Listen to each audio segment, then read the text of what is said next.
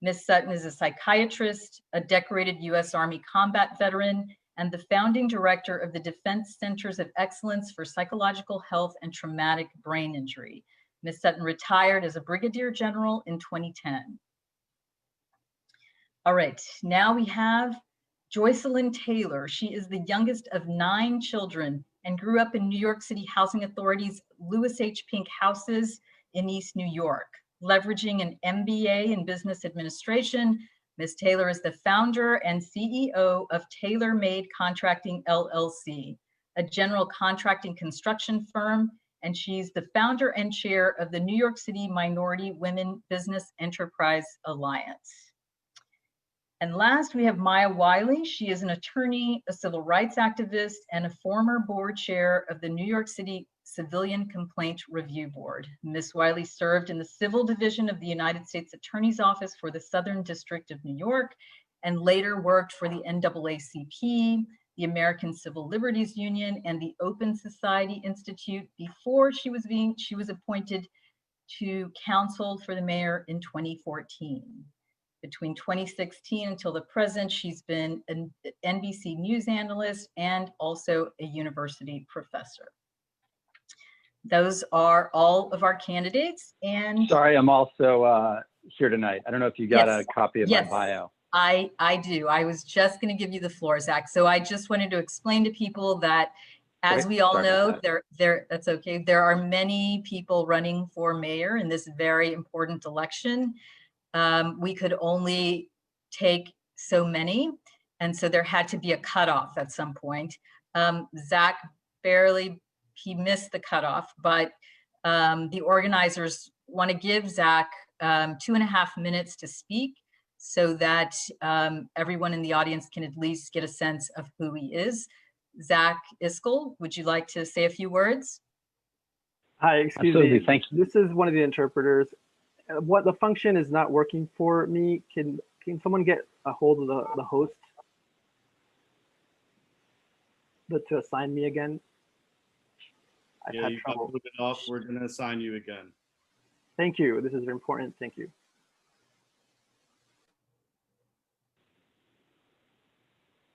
All right. Shall we wait for that to get fixed before we move forward? Is that something that's fixable fairly quickly? Yep, we're fixing it now. You can. All right. Sure. All right. So let's hold off a few seconds, Zach, and we'll get to you. Yeah, absolutely. No worries. No worries. Okay.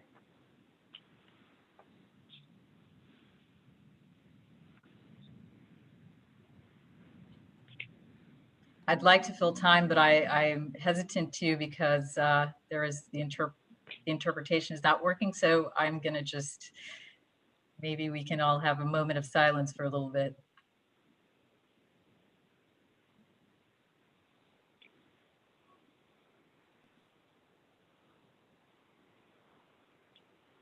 Okay, we're all good.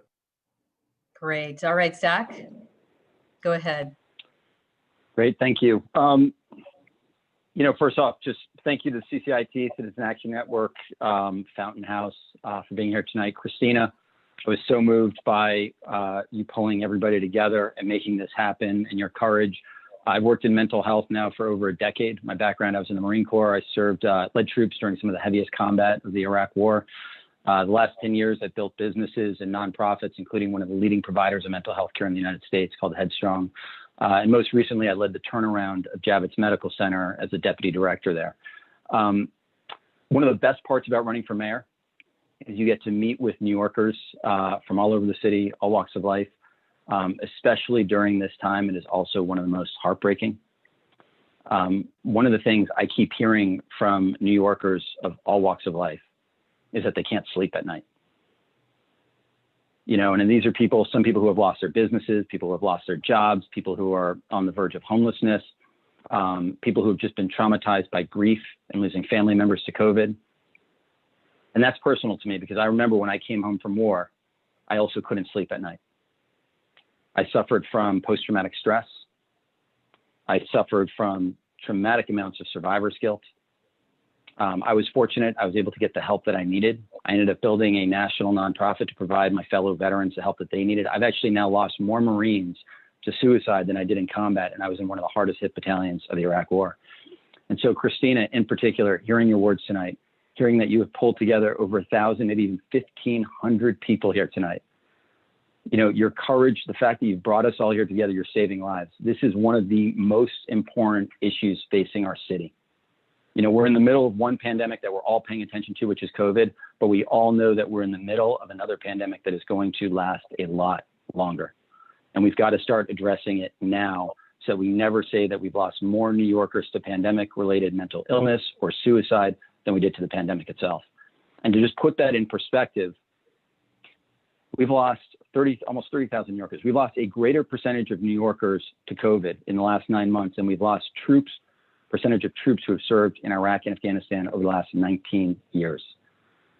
You know, and a lot of these issues that we're talking about in terms of mental health, they existed before COVID. And I think it's so great that so many people are showing up tonight because we've got to start taking this seriously now. Zach, thank you very much. Thank you very much for those words. Thank you. All right, candidates. So we're going to get moving with the questions. So this first question is going to go to the following candidates. I hope they are all here. Those candidates are Donovan, Stringer, Wiley, Adams, and Morales. So the first question, over 90,000 people are homeless in New York State. At least 40% of that population lives with mental health issues. What is your vision for expanding supportive housing for people with mental health concerns? And what specific policies and legislation would you support to further your goals? Let's start with Sean. Thanks, Cindy. And I too want to thank Christina for your bravery and your honesty. This is a deeply personal conversation to me. My own family struggled with mental health issues. My wife lost her father as a child to suicide. And we have to break down the stigma of mental health. So leaders like Christina, like Corey Johnson, and so many others that have begun to break down that stigma are saving lives. So thank you. I became a public servant because I grew up in New York City at a different time of crisis. I saw homelessness exploding on our streets. I went to work as a volunteer in a homeless shelter in college, and I went to work for the National Coalition for the Homeless. And that began a 30-year career on the front lines of housing and homelessness. This question about supportive housing is absolutely central to how we solve a crisis that has more homeless people in New York City than even when I was a child, than since the Great Depression. It begins with reimagining the right to shelter as a right to housing in New York City, and supportive housing has to be at the center of it. I know because I led the negotiation of the New York 3 agreement, which was central to expanding the creation of supportive housing. We need a New York 5 agreement in New York City, but we also need expanded federal investment. I led the strategy for President Obama that dramatically reduced homelessness across the country. We reduced veteran homelessness in half. In fact, in 80 cities, working with Michelle Obama, we ended veteran homelessness, not reduced it, we ended it. I know that we can do that here if we dramatically reorient our approach to put housing in front of shelter. And we have to build a coordinated approach that brings every part of the city government, every commissioner to the table. That's what I did when I led the strategy for President Obama. That's what we have to do now. And it begins with making sure that every time a person with mental health challenges leaves Rikers, leaves the mental health wing of a public hospital, we have a discharge plan. We have a coordinated entry system and data system that allows us to make sure we're targeting the supports, not only housing, but job training and all the other supports that are necessary. And we need a deep capital commitment from this city. We need to maintain HPD's capital, not cut it as has been proposed. And we need a mayor who can work with Joe Biden and Kamala Harris, as I have side by side, to get the federal help that we need to build dramatically more supportive housing in this city. Thank you, Sean. All right, next we're going to go to Scott. Well, again, thank you all for having this very critical and important forum. It really is great to be here with my colleagues and all of you. Look, the city needs approximately 30,000 units of affordable housing in the next 10 years. And as mayor, I'm going to get that done. We have to do it. But we also have to take a step back and recognize that our homeless crisis and our housing crisis are not separate. For far too long, through multiple administrations, we have taken a siloed approach to homelessness and housing, and it's not working for everyone or anyone. We need to be building extremely low and very low income housing. There are 500,000 families who are in the lowest income brackets, and they're paying way more than half their income on rent. They're one step away from homelessness. That has to change. And as the candidate so far who's issued a detailed affordable housing plan, it's about making sure that we turn every city-owned vacant lot into permanent affordable housing. There's approximately 1,000 of those parcels of land, rather than give that land continually to for-profit revenue developers to build affordable housing. I have a plan that would give this housing back to the people, back to community-based organizations. That's the way we build more supportive housing for those who will benefit from additional care. It centers around the not-for-profit in the community. At the end of the day, I believe that people need a place to go, a safe haven. They need to be surrounded by peers. They need support in achieving their dreams, whether that is a job or education. And they need a mayor who actually gets things done. And I am running for mayor to bring leadership and accountability back to City Hall, to make New York a place that truly lives up to its reputation as a beacon of compassion and opportunity for all. Look, COVID has dealt a severe blow to our city's economy. It re-exposed deep inequities in healthcare and mental health delivery and housing and education in so many realms of our life. I lost my mom to COVID. She died in a Bronx hospital. And the doctors there said, we have to understand that in Black and brown communities, people were dying in their 40s and 50s because City Hall and government never invested fully in health disparities and mental health issues that hurt so many of our neighborhoods. It's time for change. As mayor, I'm going to couple progressive ambition with effective management to win the kind of transformational policies that will make New York a more just and fair city. And I look forward to this important discussion tonight. Thank you. Thank you, Scott. And I'm so sorry to hear about your mother. We're going to move on to Maya. Thank you and good evening. And I also want to thank Christina for her bravery. And I want to thank Zach. Thank you for reminding us 26,000 souls, 26,000. And as someone who watched my father die and was not able to hold him anymore, I know and understand how much it matters to understand what trauma means and what trauma-informed care requires, and what Christina pointed us to, because we know that not only has COVID robbed us of 26,000 souls, but that 88% of them were people of color. And this is not something that is equally impacting all of us in quite that way, although we're all impacted. And we also know that we are talking about communities that most often not only don't have mental health services, but also don't have them that are culturally appropriate and responsive, as Christina said. Now, when we are talking about the problem of homelessness, it is critical that we listen and look at models like we saw with the Men of the Lucerne. We have a crisis right now that gives us the opportunity to see how much we can leverage the fact that we have vacancy, the fact that we have shuttered hotels, 100 maybe that will not reopen, that gives us an immediate opportunity to create permanent affordable housing, and recognize that when we talk about homelessness, 35% suffering with mental illness that has been unsupported, unaddressed, that's exactly why we can utilize that.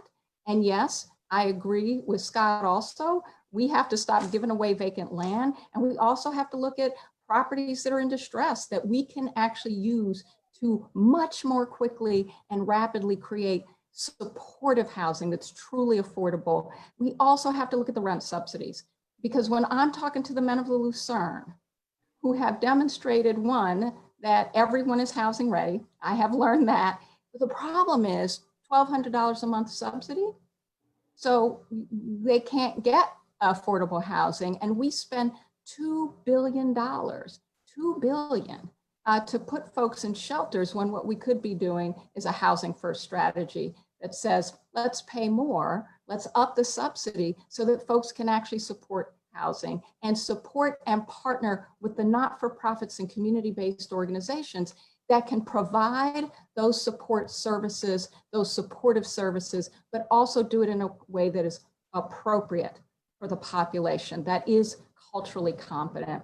And I will end with one thing. The fact that we have a model in the Lucerne of both, one, housing, two, support services, and three, a community that opened its hearts. As we saw on the Upper West Side and said, we will be part of a community together. That is a model and something that city government can and must do, is say yes to community models and no to NIMBY. And that's what I would do as mayor. In the United States. Thank you, Maya. Eric, you're next. Thank you very much. And I think it's very important. It's a term that you hear often, and I'm going to talk about this throughout the campaign, the term of crisis and what is a crisis and the definition of crisis. We run our city in crisis and we stay in crisis mode. I always quote Archbishop Desmond Tutu, paraphrasing him. We spend a lifetime pulling people out of the river. No one goes upstream and prevent them from falling in the first place. And because we stay in crisis mode, we're always responding to crises instead of preventing crises. Our city is dysfunctional and it is causing insufficient operation of our city, and the inefficiencies create inequalities and they give way to injustice. We don't define the housing crisis and homelessness in this city because the overwhelming number of people who are living in homelessness are Black and brown. Crises in communities of color are often ignored. And so I specifically want throughout this campaign to show the city of New York and the people in this city how we can go upstream and govern upstream. One of the first things I would do as mayor, I will modify the 1515 plan, cutting the time it takes for the city to build 15,000 units of supportive housing to 10 years. Because the experts are saying this. The Coalition for Homeless has called for this by investing significantly more money in the project. Every dollar invested in supportive housing is a dollar saved. The cost of housing, someone in a supportive housing unit is extremely less than lower than if you put them inside a jail. And I know homelessness in a real way. It's not something that I merely read about. I talk about often as a child, carrying a garbage bag full of clothing to school because we were afraid that we were going to be thrown out. I know how it impacts family. I saw it as a police officer, the large number of people who were homeless. And I believe we could do so much more. There's only one supportive housing unit is available for every 6 eligible applicants. That's not sufficient. We are failing vulnerable families and individuals who need affordable housing that can offer substance abuse and mental health assistance. As a mayor, I will focus on building supportive housing, and I will work with the state to do it. No more disputes between the governor and the mayor. It's time for us to come together and collaborate on a problem that's impacting the city of New York and the most vulnerable among us. I will also protect and better fund the supportive housing loan program, ensuring that we are giving money to those organizations with proven track records of providing supportive housing to those in need of treatment. And let me tell you something else that you're not going to hear from. Sorry, Eric, I'm gonna have to stop you right there. Sorry about that, but we're trying to keep on a schedule. Mm-hmm. I've just been told that we're running 12 minutes behind. So I am going to try to move things along as much as I can. So Diane, you're next. Thank you. So I just want to start off by saying, a couple of things to frame this response, right? The first thing is that the housing crisis that we are currently dealing with actually existed long before the pandemic. The pandemic of COVID-19 has exacerbated and just exponentially increased the problem, but the problem existed before. And so I think we need to think about and talk about how we address it from that perspective and how we address it from the systemic and structural perspective. And I want to invoke a quote by Audre Lorde, or I'm going to paraphrase it. There are no single issue struggles because there are no single issue people, right? And the reality of it is that housing and poverty and healthcare and mental health, all of these things intersect. My campaign has come out with the platform position of housing for all, because I recognize that housing is actually a public health issue and it's a safety issue.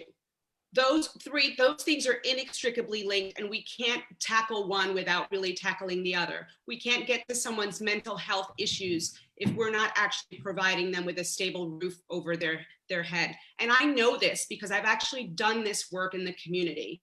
When I was the executive director at The Door, and we were running programs for young people who were homeless and hanging out on the pier, we identified a need there, and we created housing for LGBTQ youth to provide them with support around their mental health needs and around all sorts of other things, including getting ready for careers and pursuing education. These things are all connected. We've got to actually think about, how we reframe our housing market in New York City to move away from the existing profit-based paradigm. Those issues perpetuate homelessness and mental health challenges in the communities that are most disproportionately impacted. The equity issues and the justice issues are inextricably linked to the market-driven housing scenario. So we need to reframe it and really, really focus on creating a housing market that is driven by and centers communities through creating social housing, through increasing access to cooperative housing, through building and supporting supportive housing, which again, I have provided. I've also run, in my job at Phipps Neighborhoods, I ran programs for adults with substance abuse challenges, with mental health challenges. We need to actually think about this from a much more comprehensive and holistic perspective, and think about how it is that we bring the power back to the community and center the needs of the community moving forward. But that's going to take political and moral courage. I'll stop there. Thank you, Diane. Thank you, Diane. I just want to acknowledge, I see everyone's comments, and everyone wants me to ask you all follow-up questions to address NIMBY, to address how you're going to pay for these ideas. Unfortunately, we're going to have to forego any follow-ups for the sake of trying to cover a broad range of issues. All right, I just wanted to say that. I didn't want the audience to feel like they were being ignored. All right, let's go to question number 2. This question is going to be for Joycelyn Taylor, candidate Garcia, Sutton, and Menchaca. And I'm not sure if Menchaca is here yet, but let's just go forward anyhow.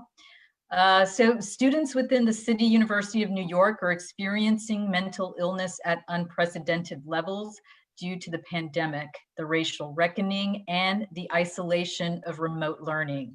Many students do not receive any support from their schools, nor do they have the finances to afford a therapist.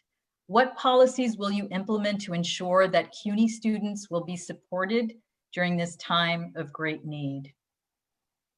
Ms. Taylor, let's start with you. Joycelyn has, oh, there you are, Joycelyn. You're muted. There you go. I was muted. And I'm sorry, it's Joycelyn. Forgive me. No worries, no worries. I get that a lot. First and foremost, I want to thank Citizen Action Network for including me in this forum. I'm probably as one of the candidates here that gets the least amount of exposure. I appreciate the opportunity. And I also want to thank Christina for all of her hard work and diligence in putting this together. It's truly appreciated. Listen, you know, we talk a lot about all of the challenges that exist within the city. And, you know, especially during this time, the students in SUNY and so many people in CUNY are experiencing all of the same thing. This is an unprecedented time, and these are unprecedented circumstances. And if people have needs, the role of government is to fill the needs of the people. So, you know, it would have been great if we would have been able to come into this pandemic with some type of continuity plan as to how we deal with all of these issues, but we didn't. But as these issues arise, one of the things that we have to do is we have to ensure that everything we do related to this pandemic helps and impacts people first. So that would be my first line of defense, and that's what I would implement. And I want to say this: we talk a lot about what all of the challenges are in the city, in this state, and even in this country. But I want to just remind everyone of this fact. And, you know, I don't want to overstate the obvious, but, you know, God created heaven and earth. Whether you believe in God, Allah, you know, the universe spirit, we created all of these policies and issues and procedures that are causing people to have mental health issues. And until we're honest about that, and we look at all of the things that we do to create these issues, we're going to keep going down this path. So first, it takes us having honest conversation about that and making a commitment to fix it. Everything we do related to the funds that people invest in this city every day, we have to ensure that they get a return on investment first. So that would be my policy for that. We have to ensure that we're taking care of people. It's nice to build bridges. It's nice to fix the subway, but people can't live there. And we can't create a world that people don't want to live in. Thank you very much, Joycelyn. Catherine, you're next. You're on mute. Thank you so much for having me, and thank you, Christina, for bringing us all together in this really, I think, a very important conversation about the state of mental health in the city of New York. We all know that people are struggling. We know that 1 in 1,000 children in the city of New York has lost a parent or guardian, and that is higher percentage-wise in communities that are Black and Brown. And it is also, you almost always feel that adolescent and young adults should be more resilient than small children or older people, but they are suffering in the same way that the city has been suffering and trying to cope in many of the same ways that those in the city have coped with. We need to do all that we can to develop programs and lean in on what we know can be helpful and implemented quickly. This is happening right now. So making sure that we are leveraging our health and hospitals and our telemedicine and virtual therapists so that we can reach out to those students in CUNY who, whether or not they are at home or living closer to school, can have access. You know, one of the challenges during COVID was there was very little safety net for students at CUNY. And so the impact of also feeling the threat of not only the stress of the disease who may have taken someone close to them, but also the stress of having very little income and social safety net going forward. So I would focus on making sure that we leverage the resources that we have in healthcare, in H&H, and expand those to make sure that we are also reaching all of our CUNY students. It is a difficult time of transition. I have young adult children as they make their way from adolescence into more responsibility. Thank you. Thank you, Catherine. Lori Sutton. Hi there. Thank you so much. Listen, just to start out with, let me just say this. It is such a privilege to be able to come together this evening with so many people joining us, and just the distinguished nature of my fellow competitors and candidates in this race. When you think about what each of us has done respectively in our lives leading to this moment and now running for office in our great city, I think it's something really to be proud of, really to celebrate, and it's democracy in action. In terms of the CUNY challenge, yes, there's no doubt that we have to act now. We have to reach out through every means possible. And next week, actually, I'll be starting a collaboration with the Open Center, which is the oldest integrative holistic center in the country. And we'll be launching what I call Project GRIT, GRIT standing for Growth, Resilience, Initiative, and Teamwork. And so the building blocks for Project GRIT over this next year or so we'll learn from Project Liberty, which was the all hands on deck effort that stood up after 9/11, and it will build on all that we have learned since then and ensure that the social isolation that was endemic before this pandemic struck, the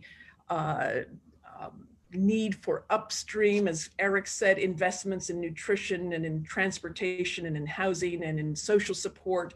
And particularly, let's not forget our seniors. I think there's some great partnerships that can bring seniors as well as our younger college age students together as well. But this is something we cannot let go of. We must be our brothers and sisters keepers now and going forward.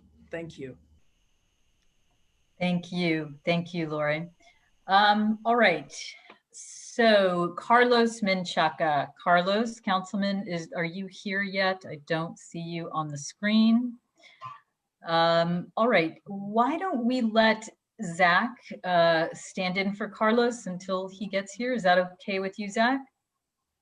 That is great. Would love to stand in for him until he gets here. Would love the opportunity.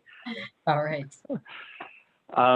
You know, it's such an important question. I'm just looking at some of the comments here, and I see Catherine just mentioned that City University students have to wait 2 months to get mental health counseling.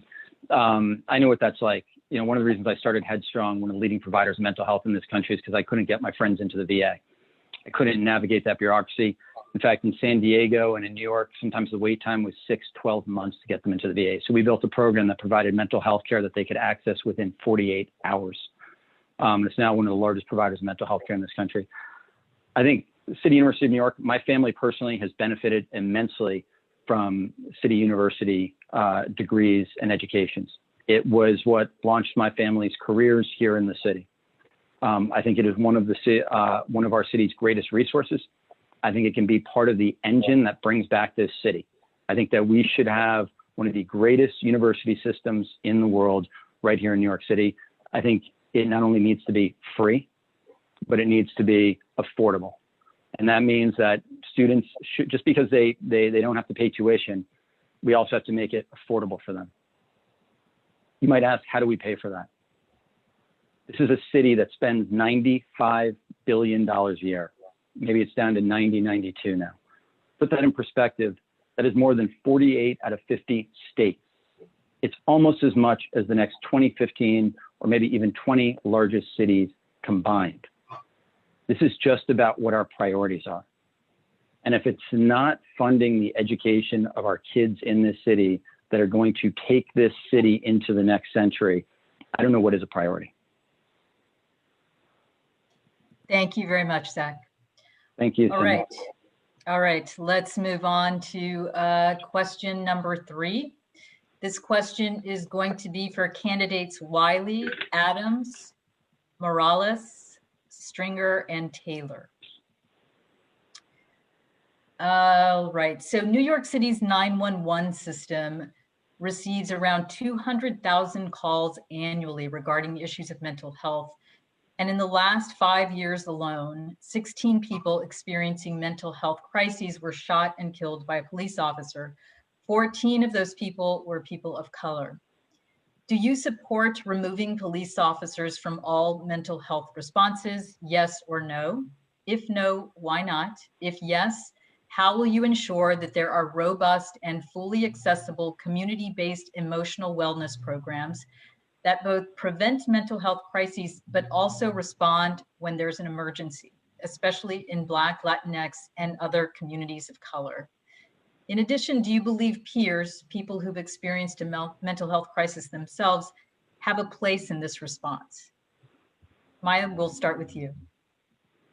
Yes, unequivocally yes. The NYPD is not the appropriate response to people who need mental health trained and peered mental health support. And I will tell you, we have personally experienced this. I saw in the chat something that we've experienced, which is during COVID, not only do we have a mental health crisis that predated COVID and that is now expanded because of it, we had an experience where a friend of my daughter, beautiful, smart young woman, 20 years old, had a psychotic episode. And it was frightening. And it was the first. And I didn't know it was happening, but my daughter called 911 and then was afraid and did not share all the information about the situation because she was terrified they would send police instead of an ambulance. And the reality was that she was not wrong, and you just heard the statistics why. We just had a news report recently that videotaped that a family of Kawasaki Trowick was trying to get about his shooting in his own apartment holding a bread knife. It was not even released to him. So there's so many stories we could tell, but at the end of the day, my point about our own personal experiences, the ambulance also did not come fast enough. Fortunately, her family was able to get her care, but by the way, she is someone who also is in a family that does not have the private resources and has to rely on public resources to get that mental health support. So we need to do two things. We need to, one, make sure that yes, we have community-based models that are responsive with experts who are trained to provide mental health support services. And yes, I absolutely want to investigate the peered model. To me, it is such a critical point that folks who actually understand and are grounded in the experience, who are impacted by it, and supported to use that to intervene and support folks in crisis, that is something that we must be taking advantage of as a city on so many other levels. We're also learning this, by the way, in the context of gun violence, right? Folks who have been, in some instances, who committed gun violence are some of our most effective peer interveners in preventing it. So we should be absolutely partnering at community level, having community-based, and we must and we will right-size the New York City Police Department so that we are finally getting our peace dividend and using and investing those resources in exactly the response to crises that we need with the professionals and the peered experts who more effectively will serve and deal with what is actually at issue, which is the need for support and services. Thank you. Thank you, my Borough President. You're next. Well, thank you for that. And my answer is no. We should not remove police from responding to incidents of crises of that magnitude. What we must do is reduce the encounters between police and those suffering from mental health crises, particularly in the areas where it's non-threatening, no one's life is in danger. But I have personal responses. I know what it is to respond to someone going through a crisis, and they're carrying a knife, they're carrying a bat, they're carrying a metal pipe, like the individual who took the life of 4 Chinese citizens in Chinatown last year. It's a very serious encounter when you're dealing with someone who's going through a mental health crisis. The substantial number of the 200,000 cases that were nonviolent, then you could have a proper response team go. Once we identify that it's not a dangerous situation and no one's life is in danger, the person who is going through the crisis, as well as his family members. I've walked into buildings and I walked into homes where a person was threatening the life of a loved one because they were going through some form of crisis. We have to be extremely careful and not allow the thoughts that you don't have very dangerous encounters, and you must handle them safely. And I also believe if once we decide to have a combination of mental health professionals and EMS, we need to pay them accordingly. It is unfair to have EMS employees do this job without giving them the proper pay parity that should go with it. We can do a better job in handling the mental health crisis. I strongly support the CCIT proposal for non-police alternative mental health crisis response, but they're doing it in a smart way. 2 pilot projects, 2 precincts at a time, 24 hours, 7 days a week.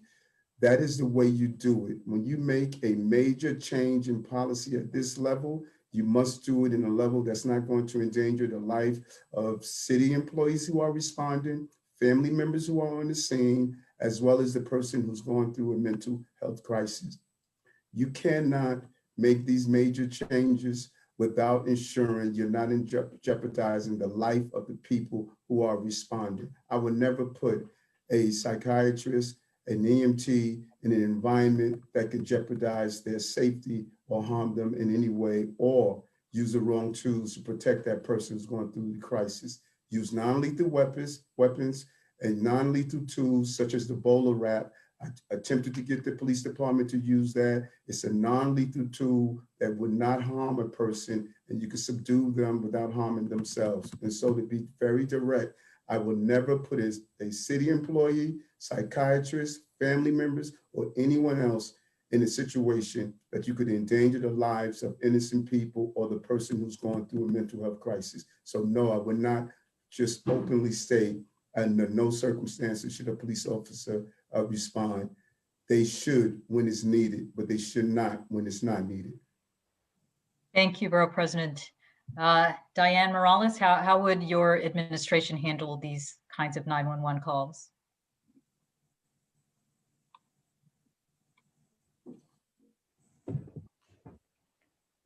Okay, great. Sorry, my screen froze for a second. Let me just back up by saying I'm in this race because I've actually experienced firsthand the injustices and inequities in our city, both personally and professionally. And I feel that really strongly that it's time for us to just be unapologetic about dismantling those systems. My daughter, Gabriela, has struggled with suicide ideation, depression, and anxiety since middle school. We've lived the challenges in the mental health system, and I understand how they impact our lives. I was the first mayoral candidate to call for defunding the police. I've been unapologetic about that, and I'm not backing down. When I did that, I also called for the creation of an alternative strategy to respond to address the real safety needs of communities by providing intervention, de-escalation, and connections to the programs and services that support New Yorkers and their mental and behavioral health needs. This is totally possible. I have done it in my workplace. We have created, we have trained people, we have de-escalated situations where people had knives, where people had guns. And I'm not suggesting just anybody can do it. I am suggesting it is completely possible. Mental health is criminalized in this city, and it should not be criminalized. I was really excited to see that the majority of the concepts of my recommendations for the creation of a community first responders department also fall well into the framework of the mental health crisis response team proposal. We've just got to embrace the idea that the challenges that in responding to mental health issues are actually much greater now even than they were before the pandemic.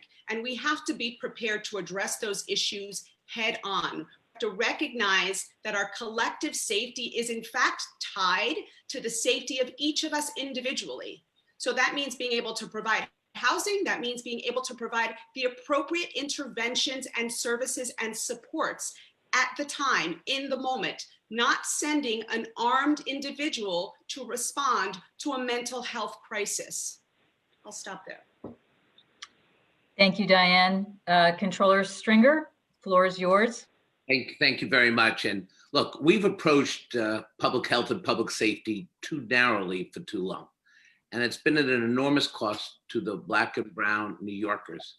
The NYPD's responsibilities have ballooned and now include a host of social challenges, none of which our officers are properly trained to handle.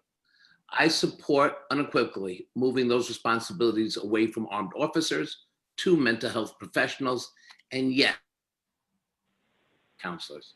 Our peer counselors should be on the front lines of the mental health response.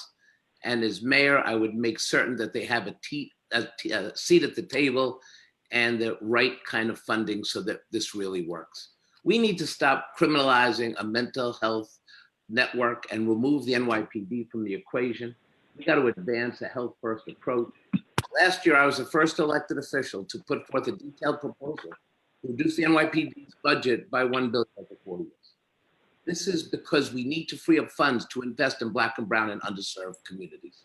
As mayor, I will make long-term investments in housing and healthcare, education, mental health, workforce development, childcare, and neighborhoods to finally address systemic inequality. And I will not be afraid to institute new approaches to mental health, like the Cahoots program in Eugene, Oregon. Think about what they're doing in Eugene. They don't send police officers on mental health calls. They send an EMT and a trained healthcare professional. And you want to know something? These teams now represent 20% of the city's calls. Now, this is a fundamental shift. It's a direction that New York needs to go. And as mayor, I'm going to get it done. And we're going to do it because we're going to have the community at the table. In order to solve these problems, it cannot be a top-down approach. When you look at the mayor's approach to mental health, it's all about the Thrive program, but the Thrive program is about him. It's not about real mental health services in the streets. It's ballooned to its own inadequacy. I'm going to take that program and I'm going to redistribute those resources to the programs that work, and then we're going to measure whether those programs will be effective. Some will be, others will need work, but we need a transparent system so that we can work with the health professionals on this call tonight to look at the experts in the field who can bring us into a safe space for all of our people and not punish people because of the color of their skin. Or Thank you, Controller. Sorry to have to cut you off. Joycelyn, you're next. Thank you very much. Listen, we cannot continue to be so risk adverse that we come up with every reason why we can't create change. We cannot break an already broken system, and what we're doing right now just isn't working. You know, I had an opportunity to review the report that the CCIT put together, and I think it was an excellent recommendation for a peer program to address the issue. So yes, we should take policing out of mental health issues. I mean, if you talk to some police officers, I'm sure that they will agree. And there's ways that we can do it. You know, one of the recommendations that they had in the program is that we have not just a 911 number, but a number that people would specifically call if they needed someone to help with a mental health issue. That's one way we can do it. And this way, people can discern for themselves whether or not it's a violent situation. If it's a violent situation, then they could call 911. If it's a non-violent situation, they can call this additional number and get the assistance that they need. And the controller referred to, you know, the Cahoots program in Oregon. I agree with that. We have to look at that program that already exists. We don't need to reinvent the wheel. If they already have a program that's working, let's take their best practices and let's utilize it in the city. If we want change, we have to create the change that we need to see, we want to see. It's not that difficult. The people that are out there in the front lines every day doing this work and have the experience should be involved, and they know what their needs are. So we don't have to guess. We don't have to try to figure it out. Talk to the people who have been most impacted by these situations. Let's get them to the table. Let's get their input and let's create what it is that they would like to see so we can ensure that we can have a successful program and move forward in away from doing the same thing and expecting a different result. Thank you, Joycelyn. All right, we're moving on to the next question. This question is for Carlos Menchaca. Is the councilman here now? I don't think I see him. Okay, he is here. Okay, great. So Councilman Menchaca, Donovan, Garcia, and Sutton. The question is, there are currently hundreds of people being held in city jails who've been diagnosed with a serious mental illness. It is a result that reveals our system is failing at many different levels, from healthcare to policing to the judicial system. What investments will you make in your healthcare system to prevent people from entering into the criminal justice system? And would you invest in alternatives to incarceration for people with serious mental illness, even if they are facing serious charges? If so, how would you ensure that judges utilize those alternatives? Councilmember Menchaca? We're just getting him in right now, so let's go. Okay, let's go to the next person. Sean Donovan, let's take your answer. Thanks so much, Cindy. We need to fundamentally rethink our approach to criminal justice in this city and put the safety and public health of people first, particularly in our Black and Brown communities.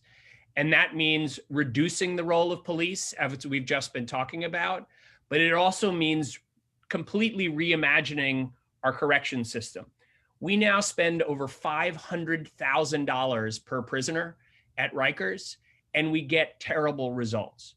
We need to fundamentally reorient our parole system to be a community-oriented system. We have effective programs like NEON and so many others in communities around this city, but we need a mayor who can actually roll up their sleeves and get to work expanding the kind of fantastic models that exist to make them citywide. We need to completely reorient our system to create a pre-trial agency so that before anyone suffering with mental health challenges ends up in front of a judge, we are looking at alternatives. And we need to take the savings out of our criminal justice system and put it into justice. We need to invest it in communities. When I was housing commissioner in this city, under much criticism, I took our housing vouchers and started giving them to folks coming out of Rikers. And the results were phenomenal. After a year, 95% of those folks coming out of Rikers who got a housing voucher were stably housed, were getting back to work, hadn't reoffended.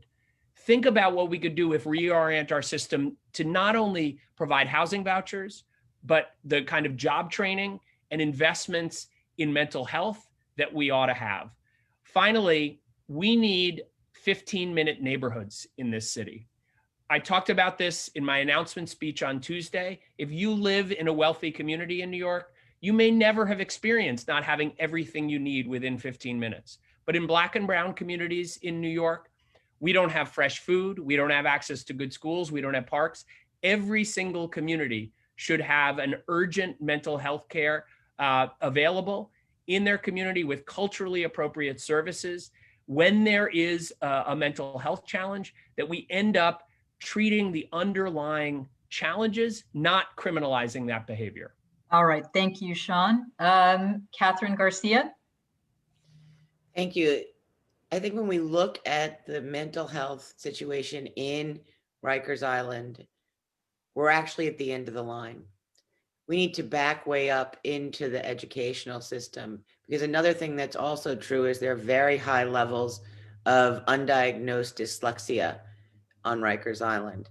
And so identifying children at an early stage who have learning disabilities, mental health disabilities, to address them before we end up in a situation where we are having to do a correction in the corrections department.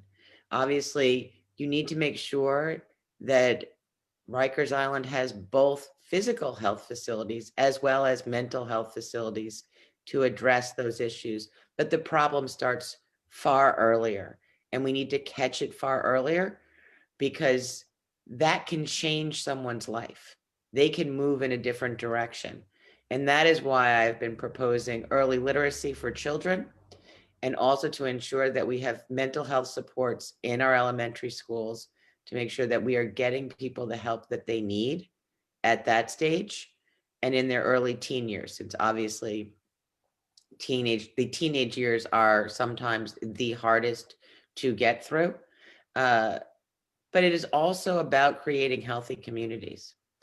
And as Sean said, I have not identified it as a 15-minute community. I actually talked about it with folks more about what do you want in your community that makes you feel like you are living in a community that provides you with the mental supports that you need. And that might be, I need to feel safe in my community, that I have parks and I can recreate in my community, that I have access to food in my community. All of those are part of a more holistic way of viewing the problem, rather than working at the end of the line on once we already have someone who has offended. Thank you very much, Catherine. Lori Sutton, you're next. Yes, thank you so much.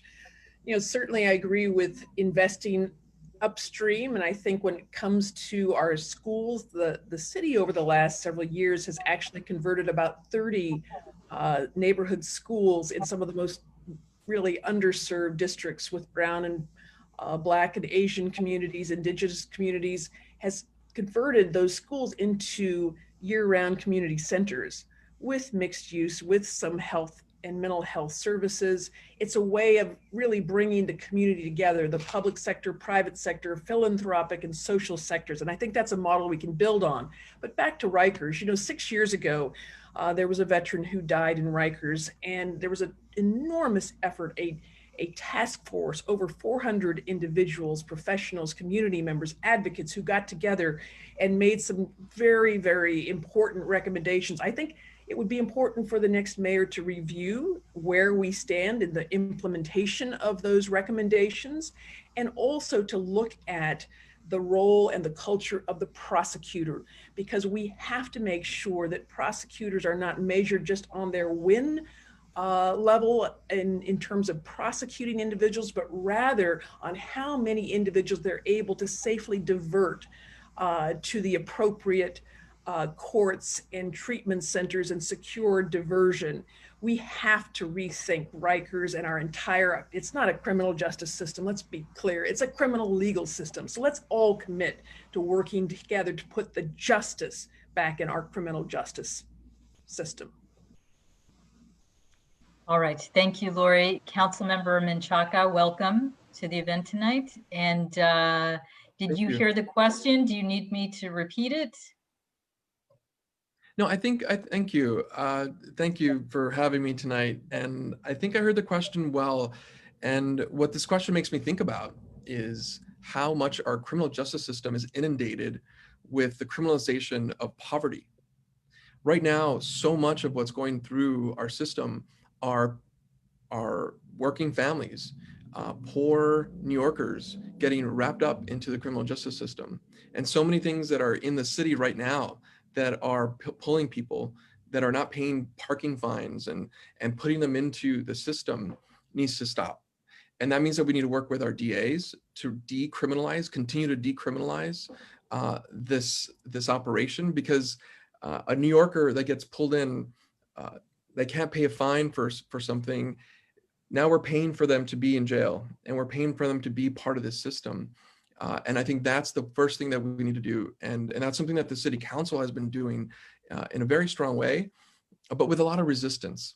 And I know that the governor just removed a lot of the bail reform, and we need to, with this next majority going into Albany, we need to change that. So much of what we need to do is focus on those kind of things. The thing that I want to also bring up is the fact that the school to prison pipeline is real. And that was a discussion that we had in the city council, and we failed to take that up and really understand the fact that we have police officers in our schools that continue to criminalize our young people. That can change with a budget move and a new way.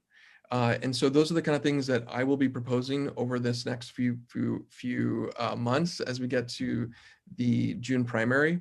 And I really welcome people to join the campaign to really help me think through how to stop the criminalization of our working families.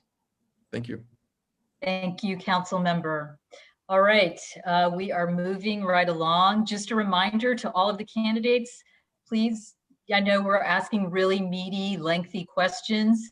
If you need me to repeat anything, just ask me to do it and just really try to talk to the question. All right, and that is not aimed at anybody here. That's just a general overall statement. All right, the next question is for candidates Adams, Garcia, Morales, Sutton, and Wiley. Over the years, police have used different tools to subdue people in the middle of a mental health crisis. These tools include tasers, hoods, such as the one in the Daniel Prude case in Rochester, nets, and other devices. While police may find these tools helpful, the mental health community often sees them as inhumane and at times lethal.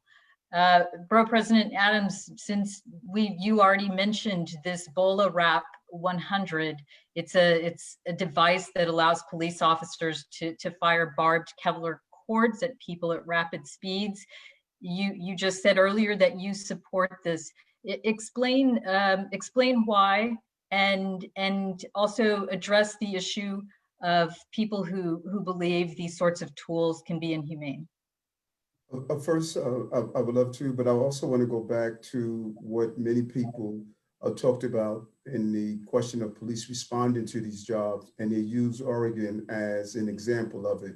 The controller indicated that 20% of the jobs that people respond to, police don't respond to because they don't need to be there. What he failed to tell you is that 80% of the jobs where a person is extremely violent or threat of extreme violence, the police go. So please, let's not give the indication that police don't respond in Oregon to extremely dangerous people who are going through an emotional crisis, because they do. And no psychiatrist that's responsible would tell an innocent civilian to go to a job that is extremely dangerous. I support the BOLA Wrap, and I don't know any psychiatrists or people who are in this field that's against the BOLA Wrap. I do not support the overuse of tasers, hoods. I do not support using those devices. I believe the BOLA Wrap is a way to subdue someone who's showing extreme danger to themselves and others. It is a proper tool that's been used, that's non-lethal, instead of using those methods that are lethal and causes serious body injury or death. But we have to be extremely careful when it's time to respond to someone who's going through a serious, dangerous, emotional stress. And that is what's important. A mayor has the responsibility to protect his civil servants, and he must ensure that the EMTs, psychiatrists, law enforcement, when they respond to a job, a mayor must be responsible to ensure that the person who's going through a crisis, family members, and any other civil servant who's responding is not put in a position where he will be injured or lose his or her life. Thank you. Thank you very much, Borough President. Catherine Garcia. Thank you for that question. So I believe that we need to pair police with mental health professionals when they are dealing with someone where we don't have a predictability of what's going to happen and there could be violence involved. I do not believe in using hoods, and I believe that tasers should be very limited in their use. But it has to be something where it is a non-lethal method. And if there is a serious danger or threat to someone else after de-escalation with a mental health professional, then I would support the right of them to protect the civilians involved. All right. I want to just remind people right now, sorry to interrupt the flow here, but I want to remind people right now that if you are tweeting, please use the hashtag Mental Health Town Hall, and also please follow the organizers on Twitter or at CCIT NYC and tag them in your tweets. I also want to remind people that if they need interpreters, interpretation is available for monolingual English and Spanish speakers. And Council Member Menchaca, I'm going to put you on the spot and ask you to say that in Spanish for us. Hola, estamos aquí en este foro. Si necesitan where are they going for the interpretation? There is the symbol of a globe on the bottom right, and if they press on that on their screens, they'll be able to access it. Si necesitan interpretación, abajo el globo, pueden imprimir allí para el español. Muchas gracias. Gracias. Yo hablo español, pero no tan bien, so I put you on the spot instead. All right. All right. Next, we have Diane Morales. Cindy, I'm going to take you up on the offer to reframe the question so that I'm sure that I answer it. Sure. So I will just ad lib here. Over the years, the police have used different forms of tools to subdue people in the middle of a mental health crisis. There's tasers, there's nets, there's hoods, and there is Ebola wrap, the Kevlar wire that gets shot at people. The police often feel these tools are effective. People in the mental health community often feel that they are inhumane. And I am asking you how you feel about the use of these tools. Sure. Thank you for repeating that. I'm going to keep framing these issues in what I think are the larger systemic and structural things that we should really be focused on. It is not an accident that there's inequity and injustice in sort of living conditions that result in the disproportionate impact of mental health challenges on Black and Brown communities. We've got to factor the environment and the context and all of these other issues into how mental health issues present themselves and how we respond to them. I unequivocally do not agree with the use of any of those tools. We need to first actually put the appropriate interventions and services in place. We need to have trained people who are able to de-escalate and intervene. We need to have peer counselors who are able to understand and relate and communicate and relationship build and really kind of de-escalate those situations. The idea that we are talking about having, people with mental health challenges responded to with that level of force. I'm not discounting the idea that I'm not talking about the most severe instances. I'm not talking about situations where there's extreme violence. But I think that has become our default and de facto response. And that is highly problematic. We need to move away from that to thinking about how we actually respond to the issue and the challenge at hand first, and then think about what other things we might need. But the reality of it is that, we know that the majority of cases of calls to the NYPD are actually not for issues of crime, and we need to respond to the mental health challenges with the appropriate mental health supports and interventions. Thank you very much. Lori, you're next. Thank you so much. This is a difficult issue.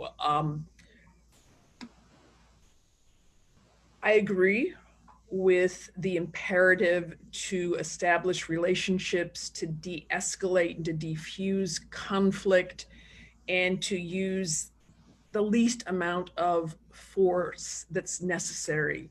But it's difficult if someone is throwing feces at you, if they are spitting at you, if they are resisting arrest.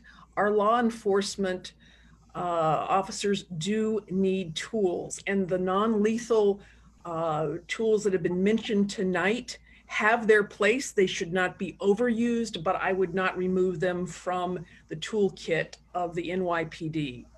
I do think that public safety is far too important to rest solely on the shoulders of the NYPD.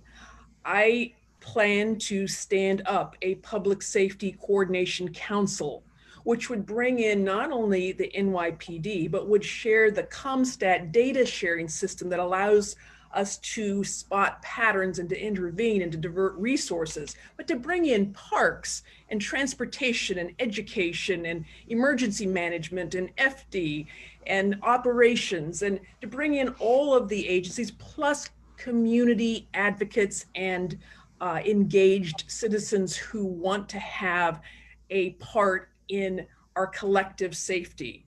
So I think that as we go forward, there's no question our law enforcement in our city has to be reimagined for a modern city, keeping in mind that we remain the #1 terrorist target in the world.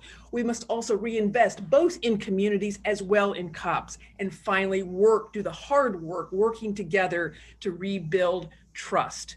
And that's what I will work on with every bit of energy and insight that I have coming into City Hall. The next mayor is going to have their hands full, and she's going to want to use every single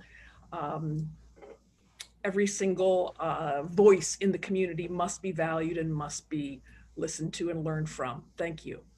Thank you, Lori. Maya Wiley, you're next. So I believe we must remember that mental health is public health. When Kawasaki Traorek was killed in his apartment, what he had done is called the fire department to open up his door when he had been locked out. And guess what? He was tased and then shot in his own apartment. He had not posed a public health threat to anyone in that instance. If we do not recognize and understand that by investing in mental health as public health, in recognizing that when we see folks who are homeless on the street, who are mentally ill, it's because we haven't provided the supportive housing services that has helped them be in safely in the dignity of a home with the support services that also enables them to go back to work. We are missing the point.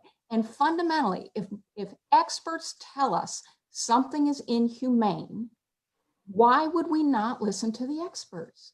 Why would we not do that? And let's stop pretending that when we talk about having a mental health response to a mental health crisis and having experts respond, that suddenly the police department is no longer existent on the planet. Of course, there's the opportunity for professionals who are trained to understand and identify whether or not they need help. That is what we have partnership for. But let's put the public health back in this equation when we're talking about mental health and recognize these are people who deserve dignity and for whom we have solutions that preserve their lives. All right, thank you, candidates. We're more than halfway through. We're trying to, zoom through and pick up some time. But we also, I know this has been a lot for you guys, for everyone watching. So we're gonna try to liven it up a little bit, and we're going to do a lightning round where everybody will answer these questions. These are either gonna be yes or no questions, or these are going to be just one-word answers, all right?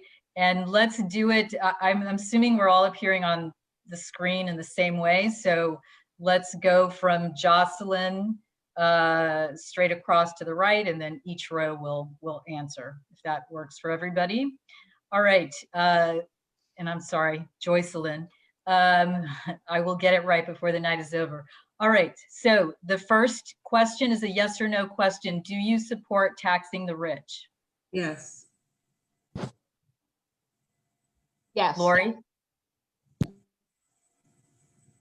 Okay, wait, so go ahead, Lori.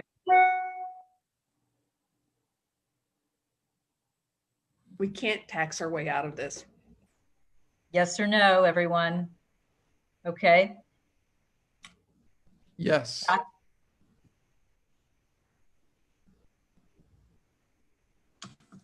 Diane? Yes. Sean? Yes. Scott? Yes.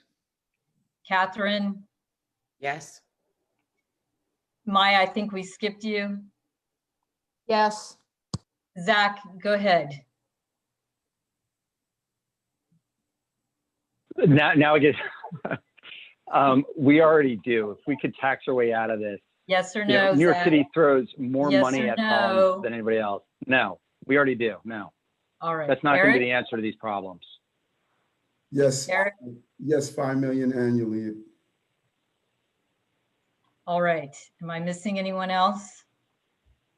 It's hard to keep track of you all. Okay. I think I've got everybody.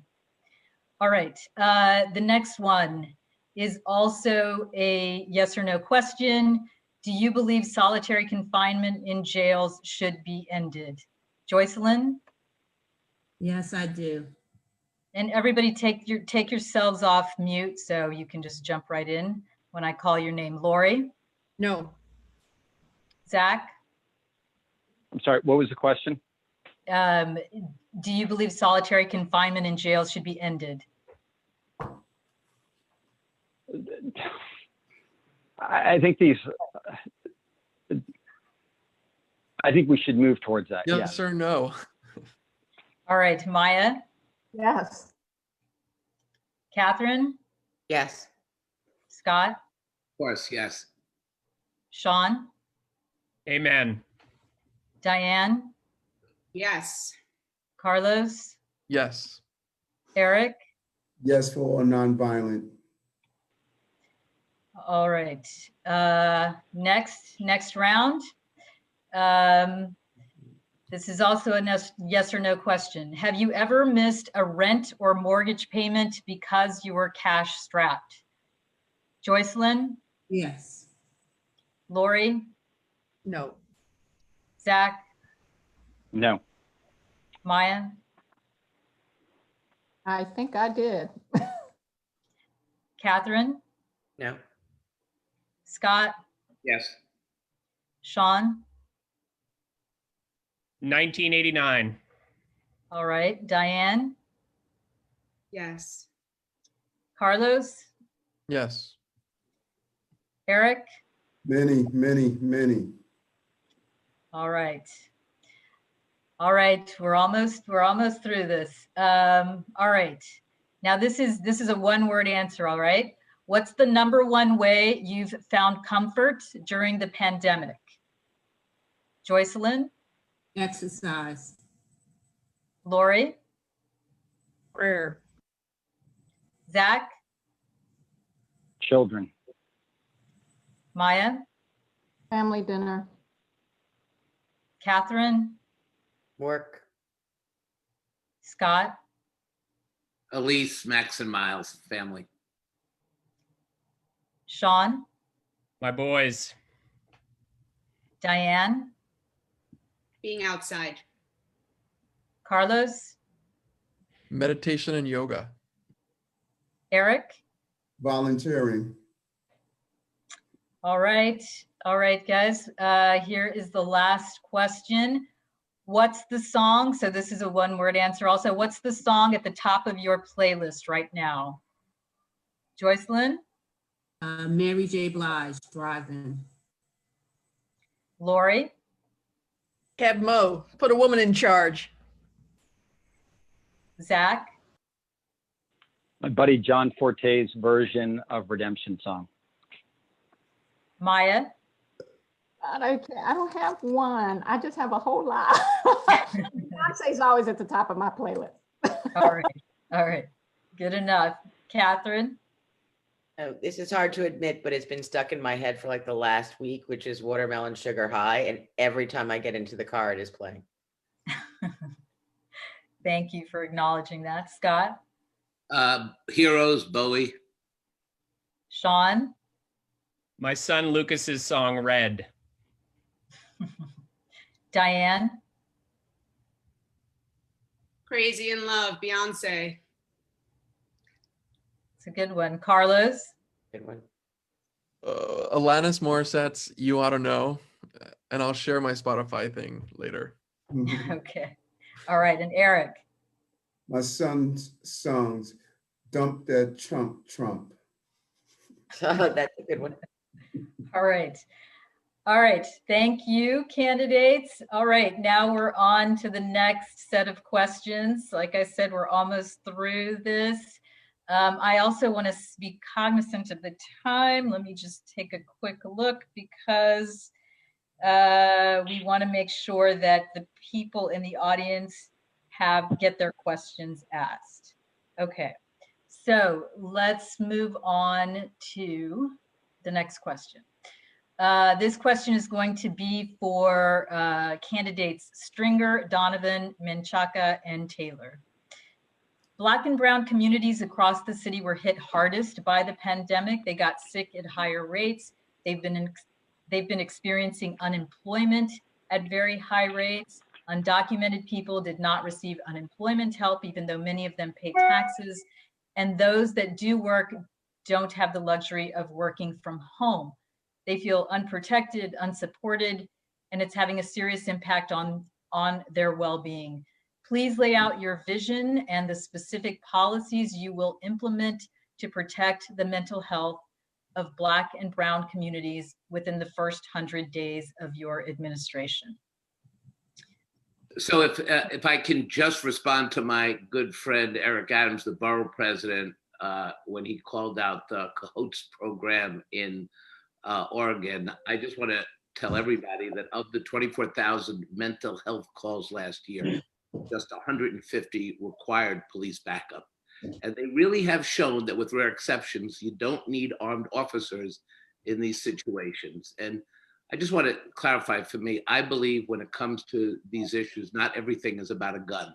Mental health is not a policing issue, and the answer is not another tool or gadget to meet these challenges. I think we need to have long-term mental health professional counselors, investments in the city, and CAHOTS is a program that we really should take seriously. Now, to the question at hand, I do want to say that we do need to recognize that the health disparities in our communities of color have been profound for decades, and that's never been clearer.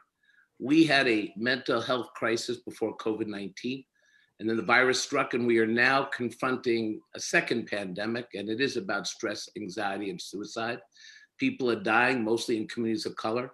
I did the report that showed that 75% of our frontline workers were people of color. They were the ones who went out without protective gear. The government failed them, but they saved our city and they saved our lives.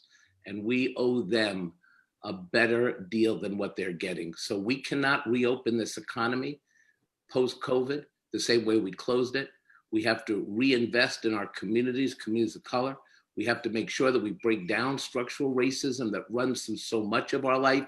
This is what a mayor can do, somebody with experience, somebody who knows the agencies. We need to stop criminalizing mental health. And I do think we need to remove the NYPD from the equation. That is what the challenge is. Look, we're spending $337,000 a year to incarcerate people on Rikers Island. I was the first elected official to say, shut it down and do it better and give people a fighting chance. That's what we have to do. But lastly, with so many of our children in our public schools, without remote learning devices, without internet, so many kids from Black and brown neighborhoods and communities are struggling because we have failed to provide them with the education resources they need. We need to rethink how this city treats our people, and we have to create one standard of justice in all of our communities. We can start with the health disparities. We can start in the Bronx. We can start in Queens and Brooklyn. We can start in the communities that have never been fully resourced by this administration and the previous administration, and realign our budget to reflect the challenges of our communities. I hope towards this campaign, I will be able to talk specifically about some of those proposals. Thank you, Scott. Sean, you're next. Thanks, Cindy. I've spent my public career responding to crises here in this city and across the country. And in every single crisis, the communities that are most vulnerable before that crisis hits get hurt the worst by it. So I was shocked, but I wasn't surprised to see COVID take a disproportionate toll in our Black and brown communities. When I started as housing secretary for President Obama, the devastation in the lower Ninth Ward in New Orleans was still fresh years after the storm. When the mortgage crisis hit, it devastated Black and brown communities in Southeast Queens and across this city and across this country. Over and over again, we see these patterns. That's why starting 30 years ago, I went to work with Reverend Johnny Ray Youngblood in Brownsville and East New York to start building Nehemiah homes, to rebuild those communities and to build Black and brown wealth. It's why I went to work with Ana Vicente and Nos Quedamos in the South Bronx to rebuild those communities that I'd seen burning as a child. My experience in crisis has taught me that we have to get at the roots of this problem. It's why when I was HUD secretary, I led the work to give real meaning to the Fair Housing Act of 1968. In fact, Donald Trump is attacking me for that work, saying I'm destroying the suburbs because I demanded that Black and brown people be able to live wherever they choose. On my very first day as mayor, I would appoint the city's first chief equity officer, reporting directly to me, the mayor. And I would go to work on all of the systemic ways that racism, structural racism, affects our work in the city. Tomorrow, I'll release my climate plan, and you'll see that we will forefront the fact that Black and brown communities are the most vulnerable to climate justice. We need to close our peaker plants. We need to make sure that as we're closing Rikers, we turn it into an environmental justice island. And we need to do so many other things with every single part of the work that we do. Equity is in every decision a mayor makes and has to be at the forefront. Thank you, Sean. Council member, you're on. Thank you, Cindy.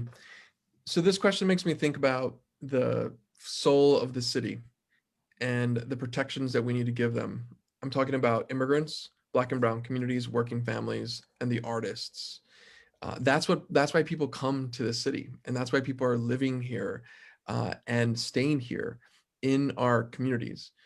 What we need to do is ensure that immigrants have access to the economy. We have a bill right now. We don't have to wait until the first 100 days of me being mayor to really enact an opportunity for new jobs. Permits can be given to street vendors right now, but this bill is being blocked in the city council. Worker cooperatives. There are more worker cooperatives in Sunset Park than anywhere else. Need to be part of how we build the next economy, where our workers can own the business and really shape and reshape how profits are made in the city. We can do that here. We also need to think about our streets and really kind of offer more space on our streets for artists and small businesses to continue to prosper during our COVID operation. What I'm also thinking about is the bloated nature of so many budgets, including the NYPD, that need to get refunneled back to our communities that are in need, our COVID impacted communities. And the last thing I want to say is this: we need to restore our relationship with our communities. And so as mayor, in the first 100 days, I will stop the construction of the 4 new jails that are on their way of the tune of $9.2 billion.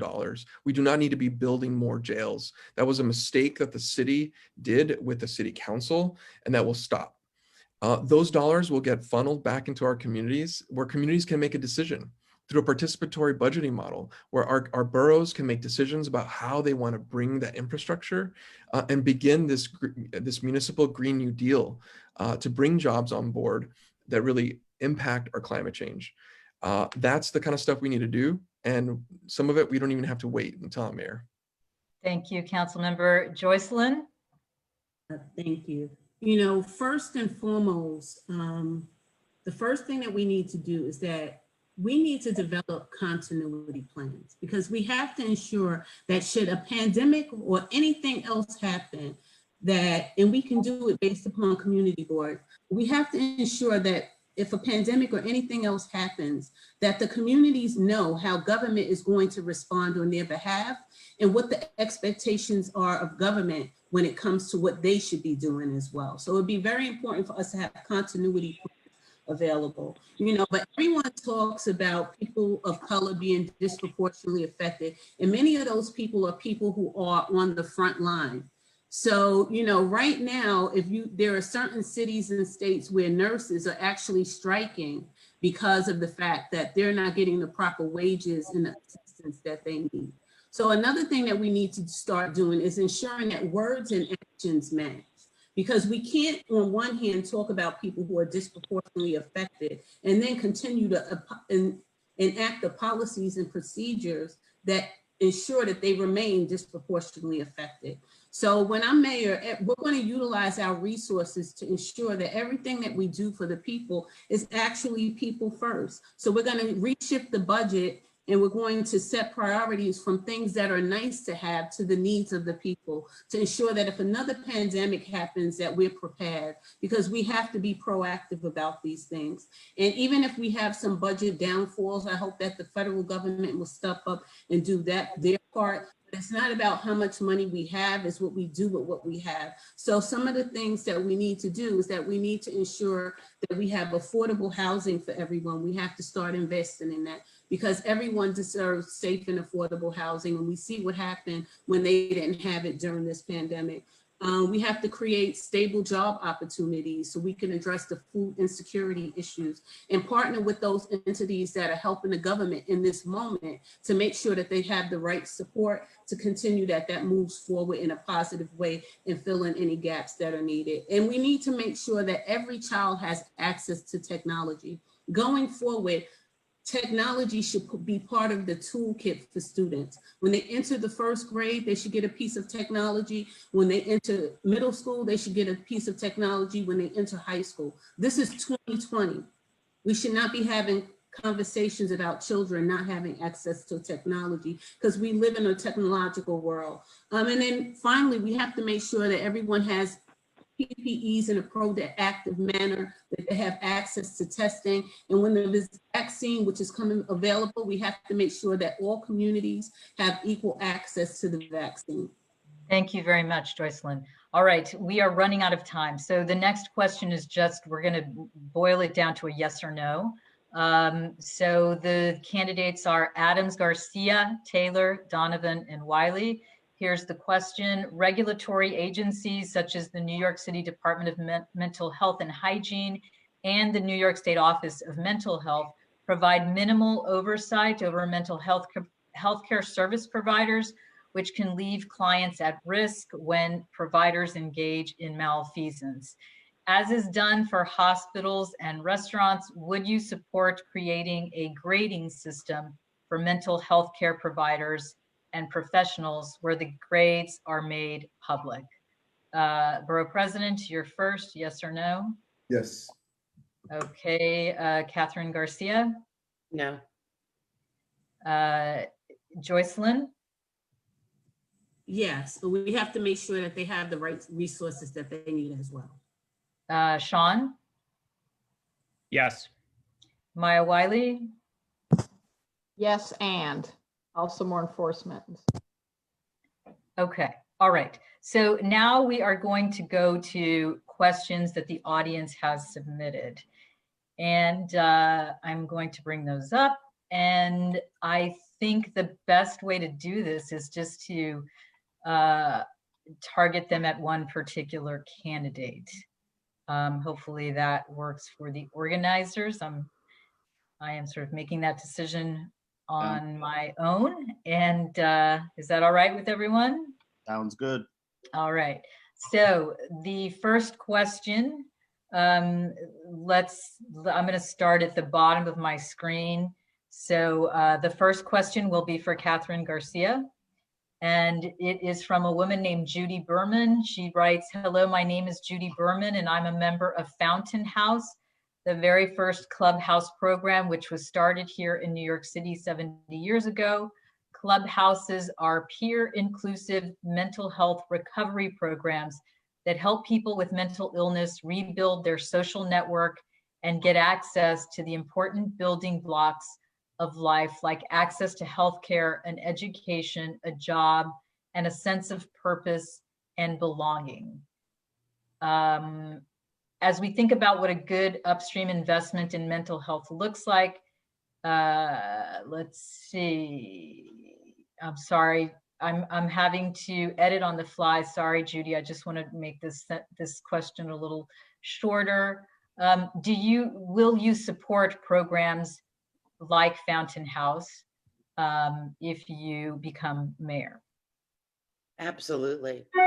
places like Fountain House provide the wraparound services that allow people who have mental illness to thrive, and in the long run are both supportive of that individual and their community, their family, as well as being better for the city as a whole.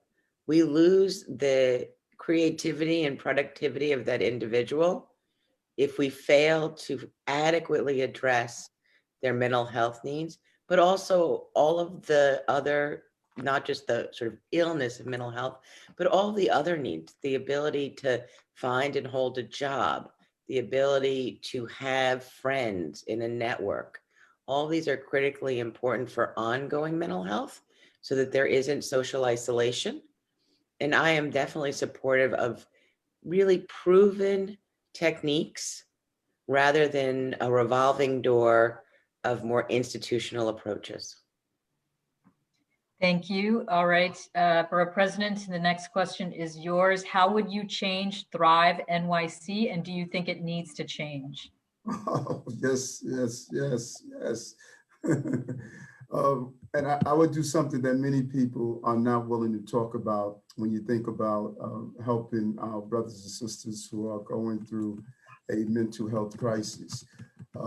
Food, it's not talked about, and it's something that we need to really examine. There's a new discipline called Nutritional Psychiatry, the connectivity between what we are eating every day and how it deals with mental health disorders.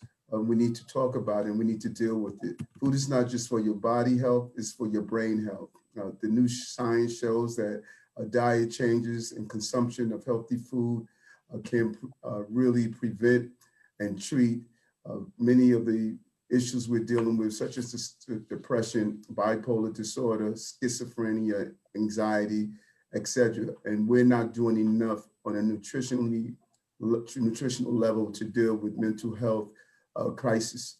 And also I would implement real teams at night through in the evening to have real providers on the ground in our communities, really deploy on the ground in a rapid response level to deal with the issues that are needed for those who are dealing with street homelessness and mental health crisis. I don't think we do enough of that. I think it's being more proactive and not reactive. All right, thank you, Borough President. All right, the next question will be for Councilman Menchaca. What is your position on the availability of court-mandated diversion for people with mental illness who are charged with serious offenses, particularly ones that are violent in nature?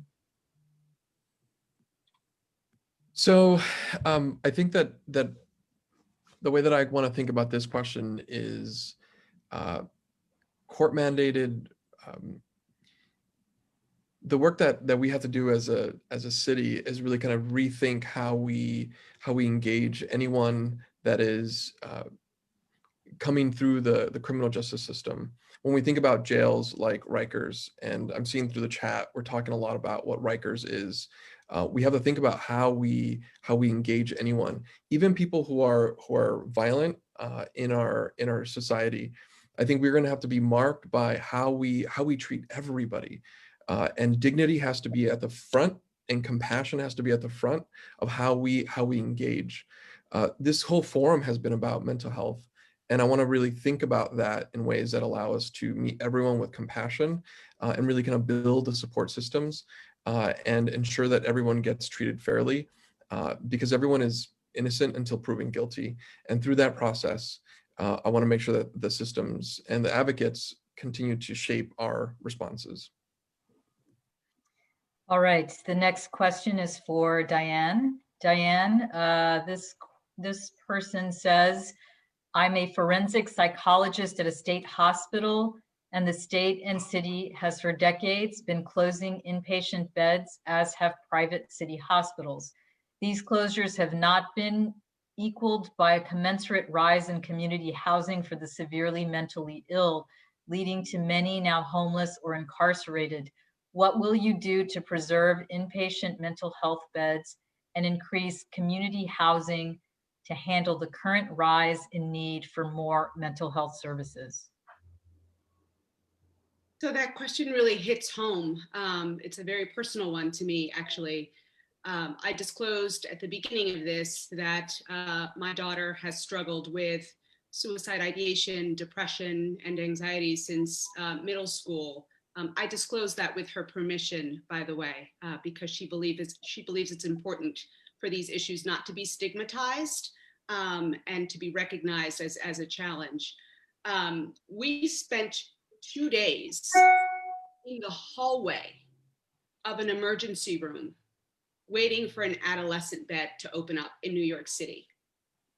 And during that period of time, I found out, that was several years ago, there were only 15 adolescent mental health beds in all of New York City. And at the time, because I was fortunate enough to have the resources to do so, my daughter ended up going up to Westchester because that was the only place we could find a bed. I don't think any parent in New York City should ever have to go through that. I don't think any person struggling with mental health challenges should ever have to go through that. We need to prioritize being able to provide services and meet the needs of all New Yorkers in New York City. We need to recognize that there is a growing mental health crisis that is only being further compounded by all the crises that people are dealing with right now. And we need to prepare for that. There's been a lot of focus on the economy, but the reality of it is that people's mental health is in jeopardy right now as a result of the current situation. And so I would focus on and prioritize making services available. I think they need to be locally available. We should have integrated health clinics located in communities that make it easy for people to access the prevention, the intervention at the early stages. And then we need to equip our hospitals to be able to provide services for those for whom the in-community services are not enough. So I will leave it there. Thank you, Diane. Sean, this next question is for you. How will you balance general public safety and an individual's right to choose not to take medication that maintains their ability to not harm themselves or others? Thanks, Cindy. Diane, I just want to say thank you for that. Incredibly powerful and honest assessment of the challenges all of us face in our families with mental health. I'm really moved, so thank you. Look, I said at the beginning that growing up in this city at a time watching homelessness explode on our streets lit a fire in me to go to work. I started volunteering in a homeless shelter in college. I have a sister who's a psychiatrist who worked on a street team and worked in supportive housing. And I understand very viscerally what it's like to sit on the end of a bed in a shelter with someone who is refusing to take medication, and what it's like to try to establish a relationship that can lead to better outcomes. So my fundamental belief is that this is not about requirements, it's about relationships. It's about the ability, if you get to know someone sleeping on the streets, if you're on a street team, if you go back, if you're persistent, if you offer help, that in the long run, I've seen that you can get to a place where someone who's living on our streets or in a shelter, if they have safe alternatives, if they build trust rather than having their homelessness criminalized, that we can get to the place where supportive housing, medication, all of the services that come with the kind of solutions that I've seen work, that I know work because we've made them work in this city and across the country. Those are the solutions that we need to begin with. This is not about criminalizing homelessness or mental health. It's about a deeply human response that leads to the kind of choices that I think anyone who's given the real choices of healing will choose. Thank you, Sean. Controller Stringer, your question is next. Will you be including people with lived experience of mental health and substance use challenges on teams in response to police, especially in Black and Brown communities in New York City? Yes or no? The answer is yes. And if I may just also, in keeping with what Sean said, associate my remarks with what he said, but also especially Diane's passion and her family. I think she laid it out very clearly, is the real issues people face. And I just want to say thank you, Diane, as well. All right. All right. Maya, you're next. The question for you is, what will you do to move us toward universal mental health care, including vastly improved and more effective supportive services for independent living? Thank you for that. And also, Diane, you deserve better, and everyone in the city deserves better. Your daughter deserves better. We have to, one, recognize that public health includes mental health. It simply has to be part of our system of services. The city has 3 different ways to start doing more of this. Some we've already talked about. The other is understanding that Thrive was not just a $1.25 billion mistake. It wasn't a mistake because its effort was to address mental health issues. Its mistake was it was trying to do too much that was not central to what communities needed and centered and partnered with community to deliver the necessary services. So one thing to do is recognize that the city has resources to do just that. The city also has some bargaining power because the city actually bargains for health services for all of its employees, literally, and their families. That's about 1.25 million people in this city. And there is a way to try to use that bargaining power to also try to get more for more people. The other thing, though, is to go to federal government and partner with state government to get more resources for mental health services as part of what we need for public health. And one of the things we haven't talked about, but I want to throw this in there because it's so critically important. Gun violence is a public health issue, is a mental health issue. And one of the things that we are proposing is an $18 million fund that would be a participatory justice fund that would enable communities to identify for themselves the kinds of services and supports, including trauma-informed care, that would help put the public back in public safety, give them power and direction to build on what works and what folks need in their communities from their own experiences. We have a lot of opportunity to do much more of that and recognize that communities are experts both in what they need, in what is working, and in where the gaps are. And we should be partnering with community to help build them. Thank you. Thank you, Maya. Zach, this question is for you. Substance use is rapidly increasing and rehabilitation facilities either limit which insurance are accepted or are at capacity.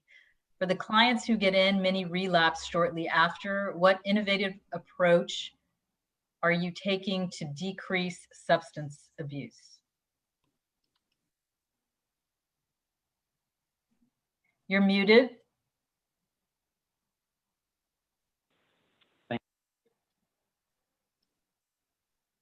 You're back on mute somehow? My Oh. Okay. The host says the host keeps muting me. Sorry about that. Okay. It's all good to go. You're good now. Go ahead. Okay, thank you. As somebody who's actually built a mental health care program, it was important for me that program, especially because we were struggling for people, fellow veterans, to get into the VA, it was important that program was completely cost-free, bureaucracy-free, confidential, and most importantly, that it was effective. I think in terms of substance abuse, there's a lot of things that we need to do to get ahead of the curve. When you spend time in some communities, I was out in Howard Houses a couple weeks ago, and one of the main drugs that a lot of kids are using out there are Percocets, right? That is a anti-anxiety medication. They're self-medicating. There's a lot of things we can do to provide free access to mental health care, to provide free access to substance abuse treatment programs. But I think there's a lot of things that we need to start doing to get ahead of the curve to prevent the need for that, to make sure that kids aren't growing up in traumatizing situations, to make sure that we have early childhood interventions, to make sure people have access to the outdoor space, to make sure people have access to exercise and meditation and mind-body techniques. I mean, there's so much that we can do to make sure we don't get to that moment of crisis that we need to do. And then the other thing is, and somebody mentioned this in the comment earlier, one of the biggest challenges with mental health is that when you have a mental health injury, right, it's not like breaking your arm. It's not like a physical wound where you know that you hurt yourself. A lot of times people going through mental illness don't even know that they need care. They don't identify that the symptoms are indicative of something like post-traumatic stress or something else. And so there's also a whole level of education that needs to take place. I'm pretty sure that the stigma and lack of familiarity and knowledge around post-traumatic stress has probably killed more veterans than PTS itself, because they didn't know they needed to get help and because their friends couldn't identify it within them. And so I think there's also a level of education that needs to take place so that people, sometimes when you hear often that somebody might be have anxiety or panic attacks. It could be a symptom of any number of issues. Maybe they find out that if a beer, 2 beers, or 3 beers, it goes away. But they don't identify that is self-medicating. And so there is a whole level of education that also needs to take place so we don't get to that level of crisis in the first place. All right. Thank you, Zach. Lori, you're next. This question is from Joan. She writes, "My name is Joan. I live in Brooklyn. Given the severe mental health and stress challenges that medical health care professionals experience because of the traumatic events of the pandemic, we have seen many losses and suicides among healthcare workers. What plans do you have to address mental health issues in a pandemic and post-pandemic climate for healthcare workers?" Absolutely. Thank you so much for that question. When it comes to suicide, I wear this armband everywhere I go. It's the Columbia Protocol. It's 6 very simple questions that identify who is at most risk. And I think at a time like this, we have all been affected by the trauma of this pandemic, and certainly Black and Brown communities much, much more so than others. But we must understand that our healthcare frontline and other essential workers, they put everything out there for us. And so it's a matter of understanding moral distress and moral injury and connecting folks through whichever way we can, whether in the case of healthcare professionals having a little team huddle at the end of shift break, being able to access services online during this time.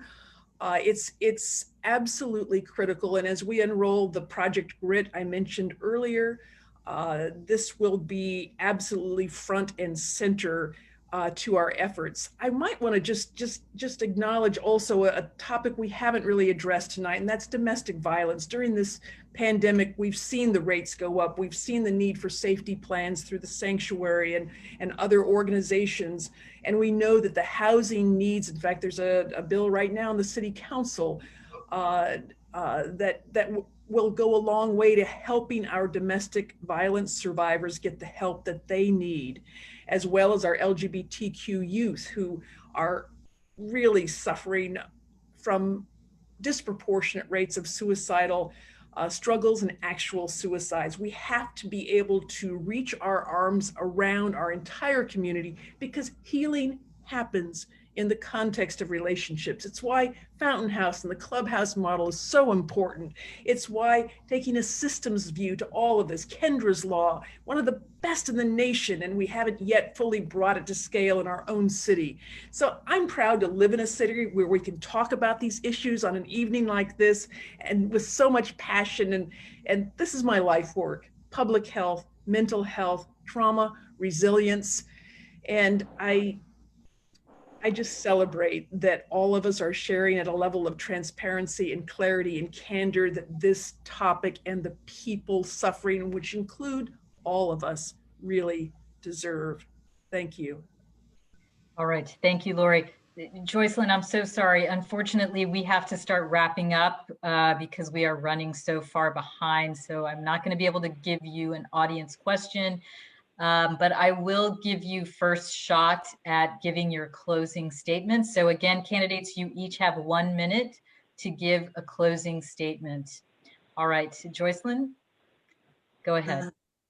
Thank you so much. First and foremost, I want to again thank Citizens Action Network and Christina for putting this forum together. I really appreciate the opportunity to participate. Listen, this mental health issue is a serious issue, and it's something that seems to be getting a lot worse in the city. But the reality of the situation is part of the reason why I decided to run for mayor, because the reality of the situation is this: we are causing some of these mental health issues.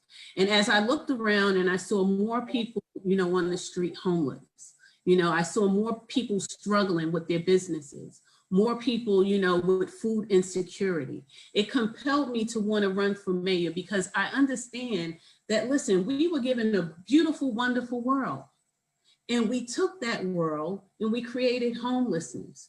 We created food insecurity. We created a failing education system, a healthcare crisis, and a climate situation. So at the end of the day, it's up to us to stop having conversations about why it's not working and to just fix it. And that's why I decided to run for mayor, because I believe that change is possible.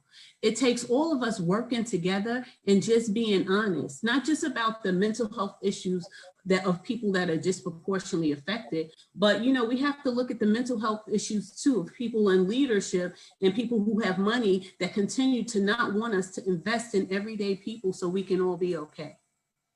The time has come for that to change. And, this is always going to be an issue that's going to be in the forefront for me. I look forward to, having more of these conversations and more support. And I thank everyone for the opportunity to participate. If anyone wants to find out more about my campaign and my platform on not just this issue, funding the police and everything else, you can go to my social media at Taylor for 2021. And you can also support with a $10 donation at taylor42021.com. All right, thank you very much, Joycelyn.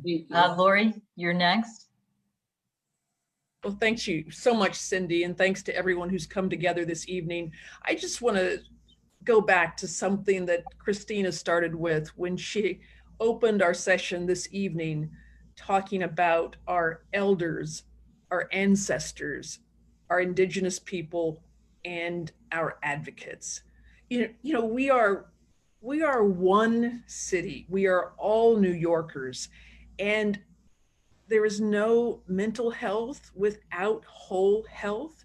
And it's about mind, body, and spirit. It's about human connection and social support.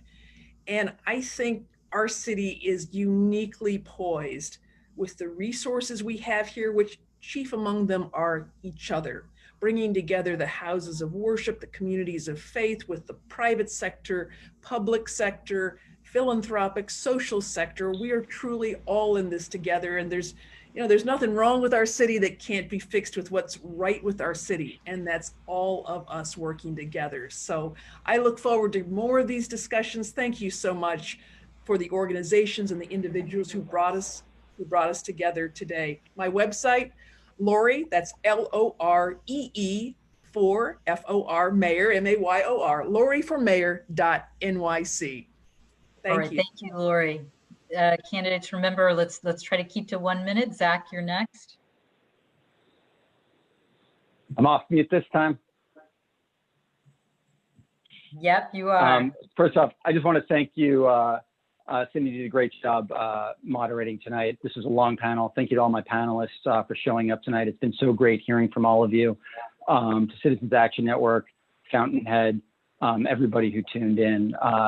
Because of the work I've done in mental health, because of my own mental health issues, I'm so proud that my first candidate forum that I have sort of participated in, at least stepping in for Carlos Menchaca for a short period of time and getting to answer some questions, was this subject.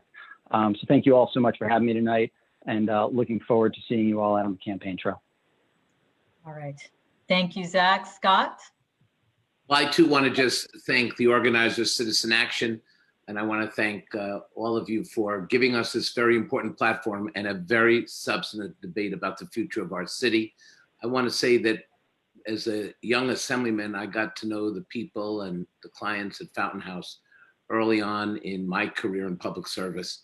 And I sometimes wonder why we don't have these clubhouses and why there isn't more fountain houses and why we're not investing more to help people who can achieve their lived dreams with just a push and a little help. And so I think that we can't reopen our city the same way we closed it. We're going to have an honest conversation about investing in communities of color, investing with people who have been hurt the hardest by COVID. And I think we also have to have a real discussion about our children in public schools, the kids who lost parents and grandparents, the children who are suffering because we're not giving them the resources they need. I think we do need a new Thrive program, and I hope that if I'm mayor, we're going to do it a little differently. We're actually going to go into schools and into communities and do real investment and measure whether these programs are working so that we can get to the best delivery point. But most importantly, this is a very important election. And I think it's important that we all give the give and take and the back and forth of the debate. So I want to thank my colleagues. And if any of you give them $10, this is ranked voting. So you can also give me $10 so consider that, because we're all in the campaign finance system, and that's the best way to run a campaign. Thank you and good night. All right. Thank you, Scott. Sean? Thanks, Cindy. Christina, thank you for your leadership. To all of the partners out there that I've worked with over 3 decades, we've learned that we can house anyone. Now we have to house everyone in this city. And it begins with a commitment that says we have to completely reimagine a right to shelter, a system that criminalizes homelessness and mental health, with a right to housing, a right to respect, and a right to live in a city that reimagines what every New Yorker deserves, what every community can be. I've spent my life working on that. And I believe at this moment, when the city will be facing the greatest budget deficit it's seen in a generation, when it's facing an intertwined set of racial, health, and economic crises, the question is, who is the candidate that you believe can get this done because they've actually been able to make real progress in reducing homelessness, in attacking structural racism, in making sure that in every decision we make, equity is at the forefront. And I believe, having led through crisis, health crises, housing crises, economic crises, I'm a unique candidate to help us emerge out of this crisis, not just to repair and rebuild this city, but to reimagine this city as a city that works for everyone. Thank you for the work you're all doing every day. Thank you for having me tonight. Go to SeanForNYC.com. Thank you, Sean. Diane?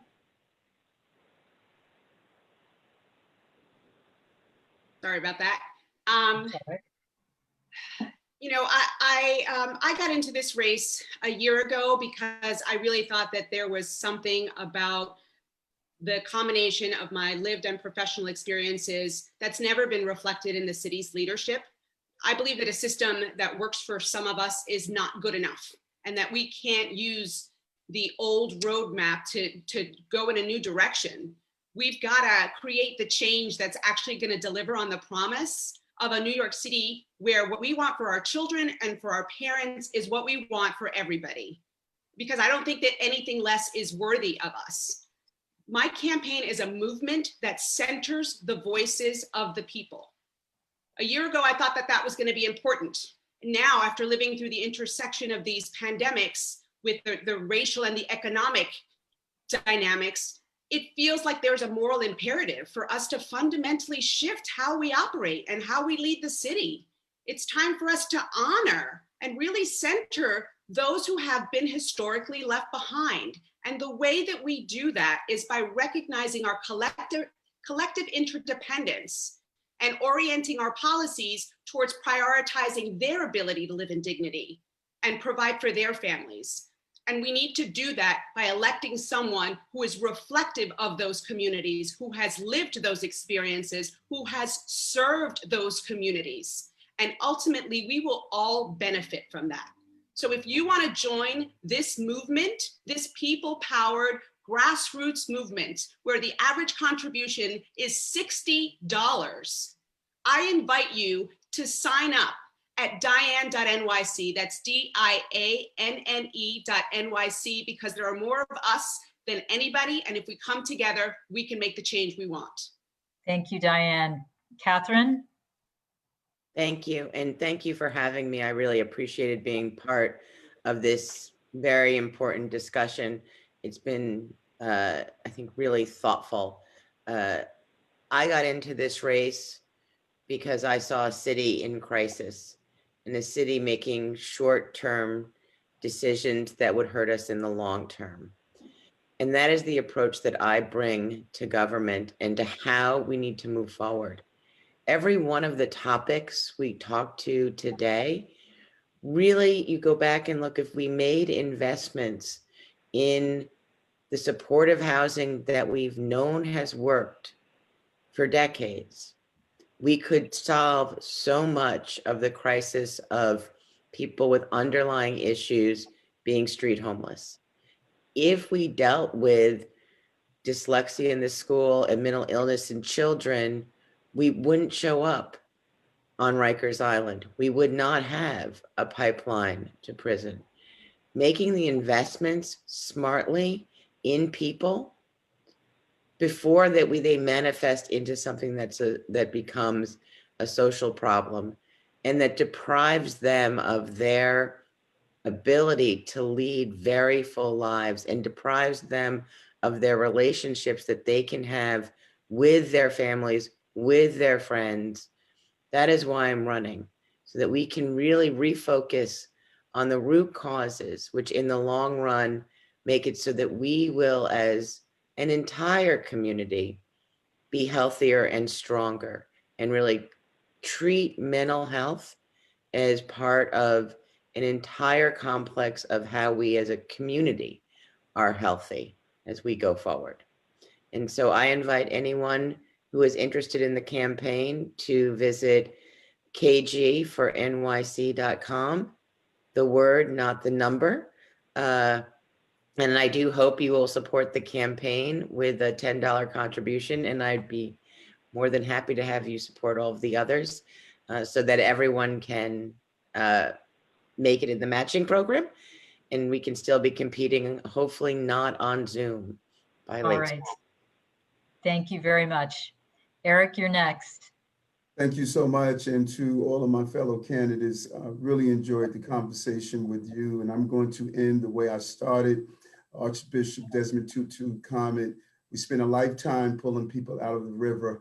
It's time to go upstream and prevent them from falling in the first place. Throughout this campaign, I'm going to show New Yorkers how this city is dysfunctional and doesn't have to be. We create our crisis. Fountain House is an excellent example of going upstream and preventing crises. Inefficiencies lead to inequities and give way to injustice. We need to treat mental health illness in the city, and we need to go beyond treatment and think about prevention.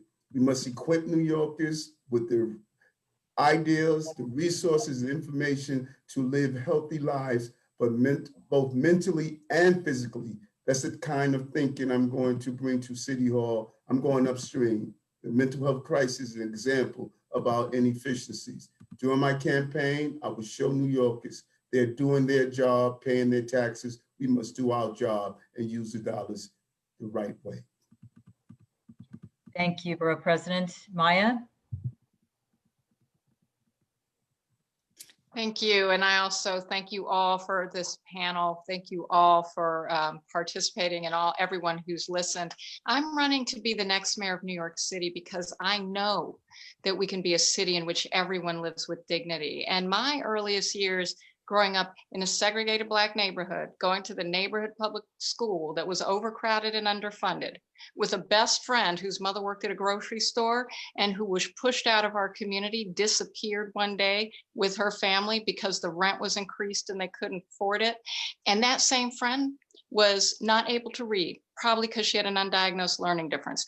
That was not dignity. And it's why I went to law school to become a civil rights lawyer. It's why I worked on every issue, because no, we do not, as Diane said, quoting Audre Lorde, live single issue lives. But I will tell you right now that one of the things that we desperately need in leadership is to recognize that we can have an end to street homelessness, because we do know how to do supportive housing with services and in partnership, that we can create more employment opportunities for folks, because employment, a job with a future, is dignity, and that people who have mental health illnesses with the right supports can get that, and we know how to do that in partnership.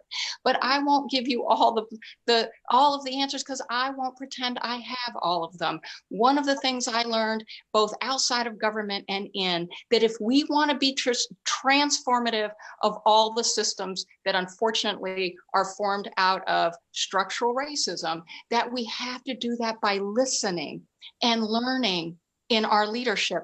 And so in this campaign, I'm not going to ask you for money today. I'm going to ask that you go to MayaWiley4Mayor.com and sign up to join one of our people's assemblies, because we are asking our folks, our residents, folks who have experience and know and understand what they need, what their priorities are, and even what some of the ideas and solutions are, to be a part of the conversation that shapes how we recover and reimagine in the process, so that we are addressing our root problems. That's how we came up with our gun violence proposal, and that's how we're going to continue to come up with proposals in partnership with you.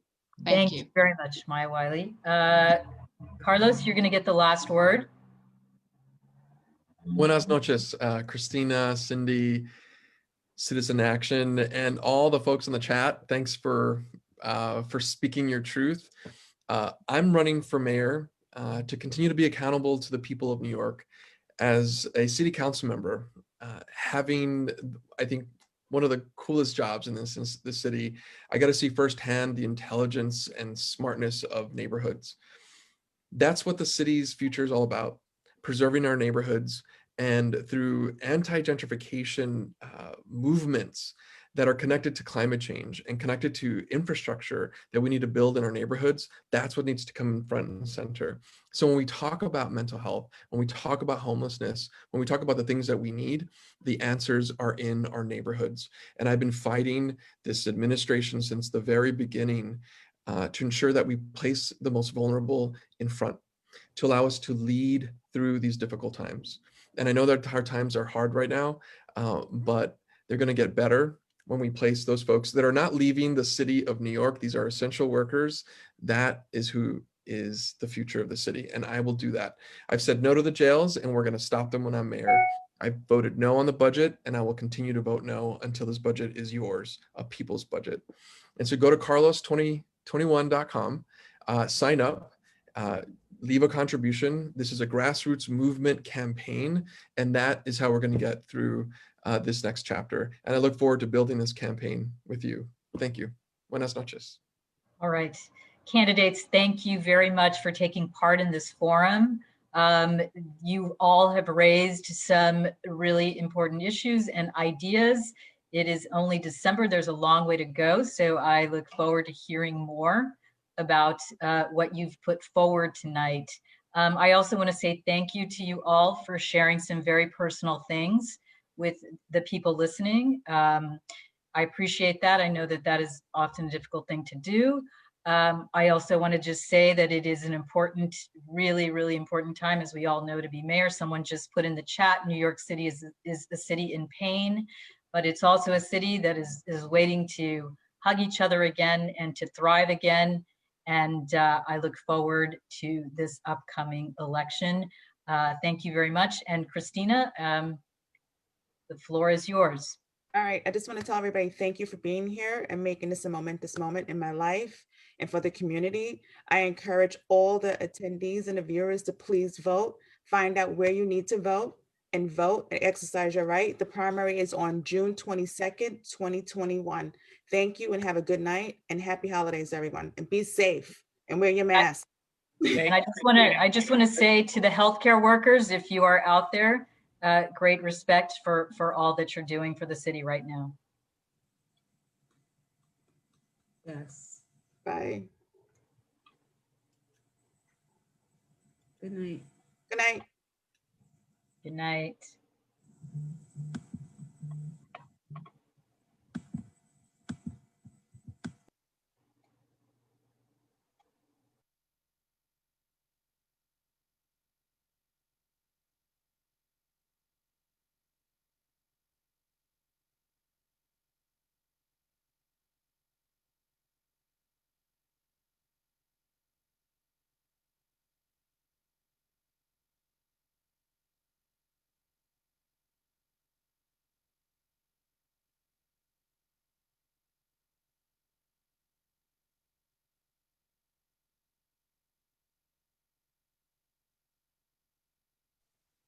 LaShonda, thank you so much.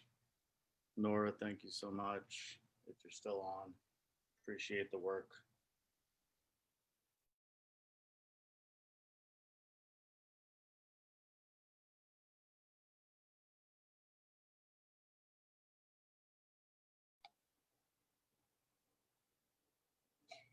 Hey, Christina. I mean, Cindy, sorry. It's okay. I just wanted to come back on real quick and say thanks for allowing me to do that. I hope it was what you guys thought it would be. And, you know. It was great. I think it went really well. And yeah, I think it was a good example of what a good mayoral town hall can be. Yeah, definitely. Definitely. Christina did a great job. I don't know where she is, but let her know that she did a great job. And yeah, let's onward. Let's see what's next. All right. I will, let's stay in touch. Can you email me your cells so I can, I was trying to text you during the work, but I was trying to chat, put it in the chat, but there's so many people. Right, I know. It was so hard to like catch everything that was happening in the chat. I will, I have your email address. Do I have your email? I think you have, we're on a ton of emails, but thank you so much. No problem. It was a real pleasure. It was quite a night. I mean, there's so many things that really required some follow-up, but just for the sake of getting through it and asking as many questions as possible, I think it was pretty good. No, I think it was great. I think you could get a sense of where people stand and how they differ. So. Oh yeah, no, I saw how everyone differed. So have a great night. I'm gonna stop recording now, but thank you so much. Thank you. Yeah, no problem. You have a good night too. You too. Bye. Bye-bye.